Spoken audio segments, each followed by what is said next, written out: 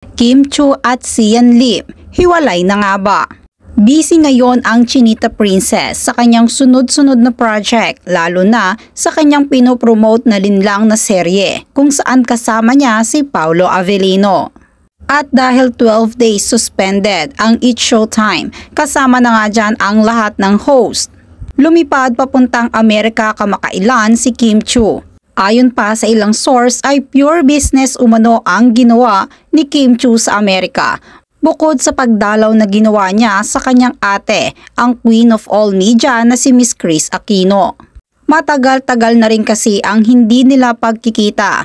15 years na nga umano ang kanilang friendship, kung saan binibigyan talaga ng halaga at pagmamahal ng Chinita Princess. Gayon din naman ang Queen of All Media na si Miss Kris Aquino. Usap-usapan din ngayon sa social media ang tila pagiging tahimik ngayon ng relasyon ni Kim Chiu at ni Sian Lim.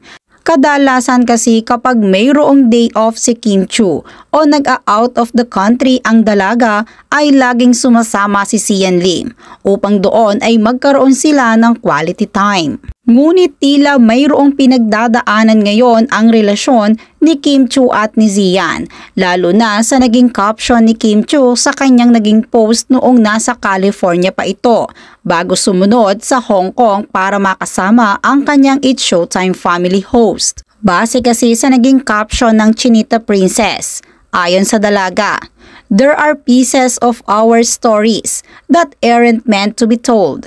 Instead, they should glimmer and speak through our souls." Across B.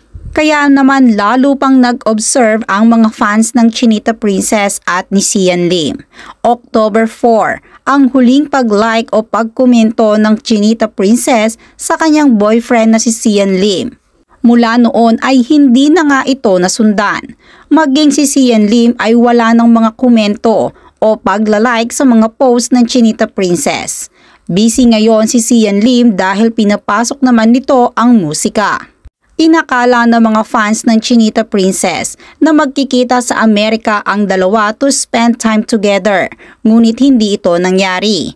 Kaya naman naispatan nila si Kim Chiu na sumunod pala ito sa Hong Kong trip ng It's Showtime family. Nakisaya at nakibonding ang Chinita Princess sa kanyang It's Showtime family. At kahit nga pagod sa biyahe dahil sa layo nito sa Amerika, makikita naman na masaya ang Chinita Princess at talagang nag-e-enjoy siyang kasama ang kanyang mga kaibigan. Doon nga ay na-meet din ng Chinita Princess ang non-showbiz girlfriend ng isa sa mga co-host niya na si Ryan Bang.